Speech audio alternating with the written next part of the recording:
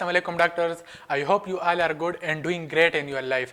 So today we will be discussing about the series of lectures on liver pathology, and I will follow the pattern of your grand book Robin. So make sure to tally all these lectures with the Robin so that you can learn the stuff more easily. So without any further delay, let's talk about the liver pathology. But before discussing various diseases of the liver, it is so very important that you have to have certain basic knowledge regarding the liver anatomy, that actually how the liver look like and what are their surfaces and where it is located and all these things. Now just talk about the liver anatomy. Now actually liver is a major organ that is involved in a metabolism, and its weight is round about 1400 to 1600 gram. Now where is this liver is located? You might be very familiar about it, that liver is located in right hypochondrium, epigastrium and right lumbar area. So now let's talk about their liver basic anatomy. Say this is a liver. Say this is a liver. So students, this is a rough diagram regarding liver. How many surfaces of the liver? There will be anterior surface of the liver, that is anterior surface of the liver, and at the back there will be posterior surface of the liver, that is superior surface, inferior surface and right lateral surface. The inferior surface is the most prominent border of the liver. As you can see here, that the inferior surface, there is two notches present in it, the first notch and the second notch. Now the first notch is called cystic notch, and why it is so called cystic notch? The reason is that behind this is the area where gallbladder is located behind it. So that's the reason that is called cystic notch. This another notch is called interlobular notch, and why it is so called interlobular notch? The reason is that it divides the liver into right lobe and left lobe, so that's why it's called interlobular notch. Now just below this interlobular notch, there is special ligament is present. There is special ligament is present at the below this notch, that is interlobular notch. This ligament is called Ligamentum Teres, and that's the reason that sometimes this notch is called notch for Ligamentum Teres. Now there is some special ligament that is emerged from the interlobular notch, and it proceeds further upward. It proceeds further upward to such a way that it extends the back surface of the liver. There is special ligament emerged from the interlobular notch. It moves upward to such a way that it extends the back surface of the liver. This special ligament is called Ligamentum Falciparum.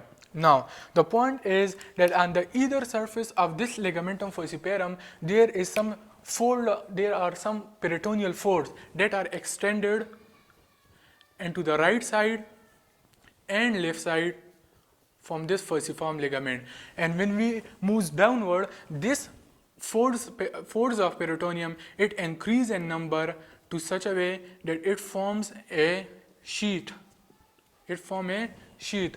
When the peritoneal folds, when we move downward, the number of peritoneal folds, it increase in number to such a way that it forms a sheath. Now during embryonic development, say this is a umbilicus. Now during embryonic development, the umbilical vein, it emerged from this umbilicus. The umbilical vein, it emerged from this umbilicus and it moves into sheath. The umbilical vein, it emerged from the umbilicus and it moves into the sheath. Now when it moves into the sheath, it moves upward and cover the back surface of the liver. Okay, it covers the back surface of the liver. Now with the initial development, all this umbilical vein, it get basically degenerated. All this umbilical vein, it get degenerated, but not completely. There are certain umbilical veins, when it moves to this area, it get condensed. It gets so much condensed that it get thickened. Further. It get condensed so much that it forms a ligament, and that ligament is basically called as Ligamentum Teres. That ligament is called Ligamentum Teres. Now, as I told you before, that on the either surface of this falciform ligament, the peritoneal folds, it stretches outward into the right side and left side. Now, when it moves downward, so in a similar fashion, it can move upward. When it moves upward, when this folds of peritoneum, it moves upward and stretches on either side, so it will cover the upper surface of the liver as well. Okay, when it moves upward, it also covers the upper surface of the liver. When it covers the upper surface, it covers the upper surface of the liver like a crown, and that's the reason that this area it get converted into another ligament, and we call those ligament is coronary ligament. Now this coronary ligament, it moves to the right side, it moves to the left side, and convert into some another ligaments that is called triangular ligament. So when it moves to the right side of the liver, it will convert into the right triangular ligament. When it moves to the left side, it will convert into the left triangular ligament. Now this right triangular ligaments, it moves into the medial surfaces and it combine together and it forms in another ligament, and that ligament is called ligamentum falciparum. That ligament is called ligamentum falciparum, and this ligamentum falciparum, it continues with a very important structure of the liver, and that important structure of the liver is, yes, that important structure of the liver is porta hepatis. And the porta hepatis, there is some special contents is present in the form of hepatic artery, in the form of hepatic portal vein, in bile duct. So this is some general important information regarding the liver anatomy.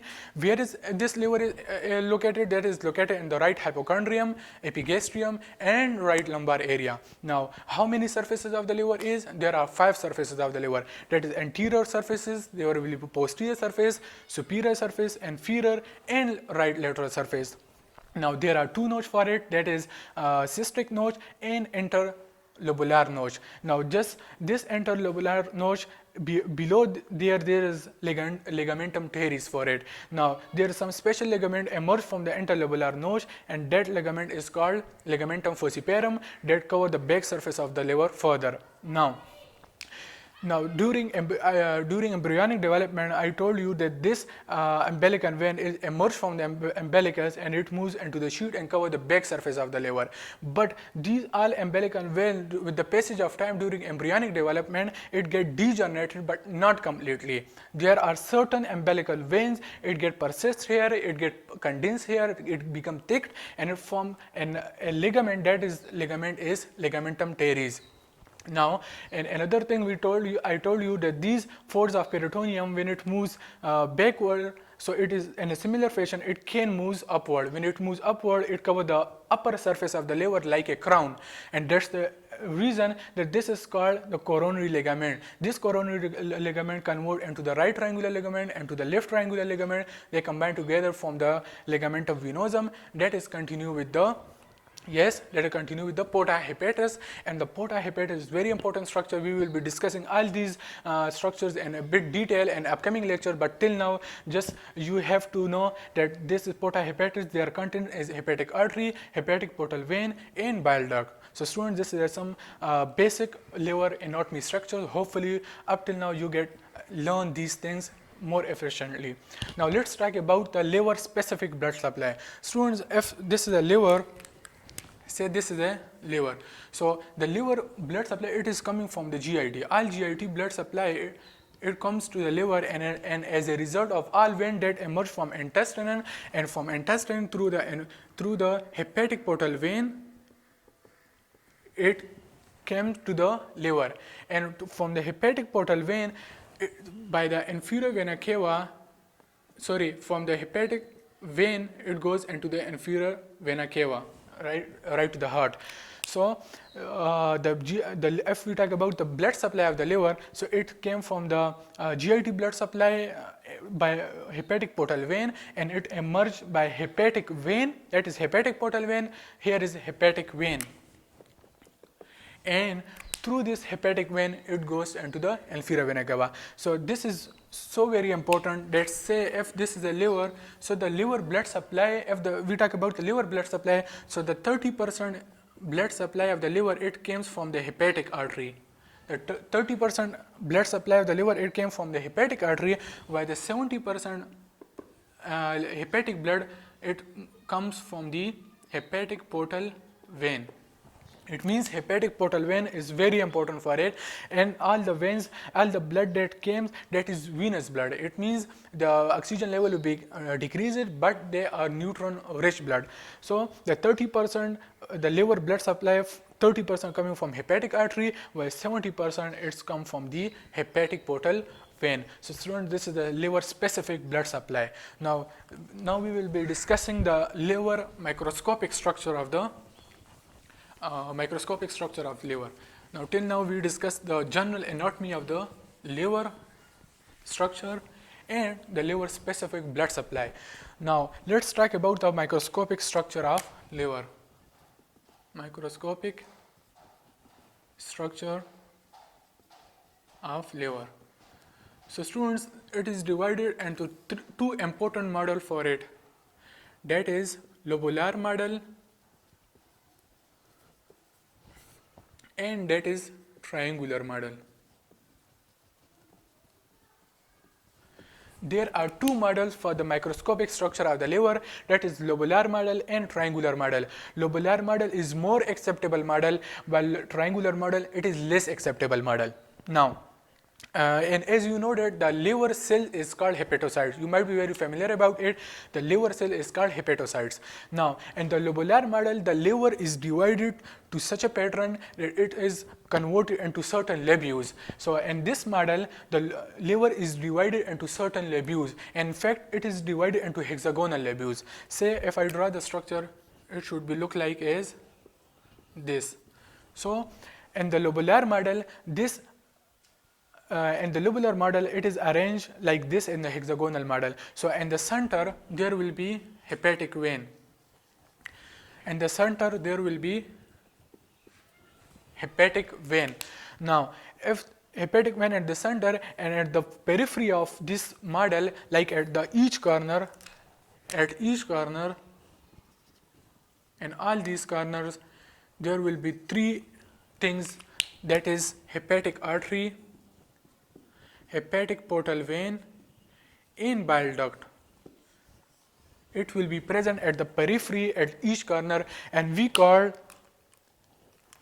these structure as portal tract. That is called portal tracts, which is also called hepatic triad. It is so important structure for the liver, and it is present at each corner of this model. Okay. Now the another thing is that in between the hepatic vein and portal tracts or hepatic triads, there are multiple row of hepatocytes. Say there will be multiple row of hepatocytes at each corner. So these cells are called hepatocytes, and these are multiple row of hepatocytes and arranged in the form of sheets or arranged in the form of plates. Okay. So like this. So these are the multiple row of hepatocytes arranged in the form of sheets or arranged in the form of plates. So as you can see here, in between these multiple row of hepatocytes, there is empty spaces. That is, as you can see here, that is empty spaces. In between the multiple row of hepatocyte that is arranged in the form of sheets or plates, there in between it there are empty spaces for it, and that empty spaces is called, yes, that is sinusoids. These empty spaces are called sinusoids. What is sinusoids? Sinusoids are nothing but it is the empty spaces that is located between the row of hepatocytes. So it's the lobular model, and the lobular model, it is more acceptable model. Here we divide the liver into lobules. Now in another hand, we have a triangular model. Triangular model is less acceptable model, and what actually we do here, like as we know that there will be hepatic vein in the center, and we will draw a line in such a way that there will be formation of triangle occur. So in the center there will be hepatic vein, and we will draw a line to such a way that we will make a triangle. So at the periphery of this triangle, say this is one corner, this is another corner. So similarly, there will be portal tracts is present. There will be hepatic artery, there will be hepatic portal vein, there will be bile duct on each corner. As we call it portal tracts or hepatic triad. So hepatic vein will be at center. At the periphery, there will be hepatic artery, hepatic portal vein, and bile duct. As you noted that whenever blood comes to this area, so initially it comes to the portal tracts, and from the portal tracts it reaches to the hepatic vein. It reaches to the hepatic vein. Initially blood moves here, comes to this area, and this after that the blood reaches to the hepatic vein. It means that blood supply near to the hepatic vein, it is more as compared to the periphery of this side. It means blood supply will be increased near to the hepatic vein, and blood supply near to the periphery, it is similarly it is decreases. So it means that all the hepatocytes, as you know, there will be a lot of hepatocytes. So all the hepatocytes, say if this is the hepatocytes, these are all our liver cells and hepatocytes.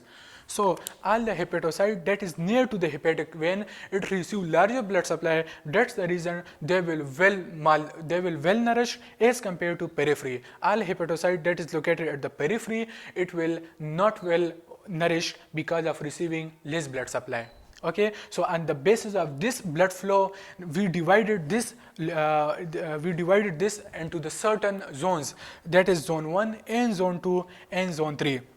Say this is zone 1, this is zone 2, this is zone 3. So in the category of zone 1, the blood supply will be increases, and the category in the zone 2, the blood supply moderately decreases, and the zone 3, the blood supply it is further decreases. So students, this is the general concept that actually it is called as microscopic structure of liver. We divided it into the lobular model and triangular model. In the lobular model, we divided the liver into certain lobules, and the center there will be hepatic vein, and the periphery at each corner there will be portal tracts or hepatic triads. And the portal vein we have the portal tracts, we have a hepatic artery, hepatic portal vein, and bile duct. It is present in each corner of it. So in between the hepatic vein and portal tracts, there will be multiple row of hepatocytes is present, and that is arranged in the form of sheets. And between these there will be sinusoids, that is nothing but empty spaces where the blood flow moves from the periphery to the hepatic vein. Now in another model we have a triangular model. It is less acceptable model. Here in the center we have a hepatic vein. We will draw a line in such a way that there will be a formation of triangle. So at the periphery there will be portal tracts, and the center there will be hepatic vein. Whenever blood moves initially into the portal tracts, then it moves toward the hepatic vein. So it means the blood supply near to the hepatic vein, it is more as compared to the blood supply that is being at the periphery. So all the hepatocytes that is present near to the hepatic vein, it will get well nourished as compared to hepatocytes that is located at the periphery. Hopefully students, you are getting up till now. Thank you.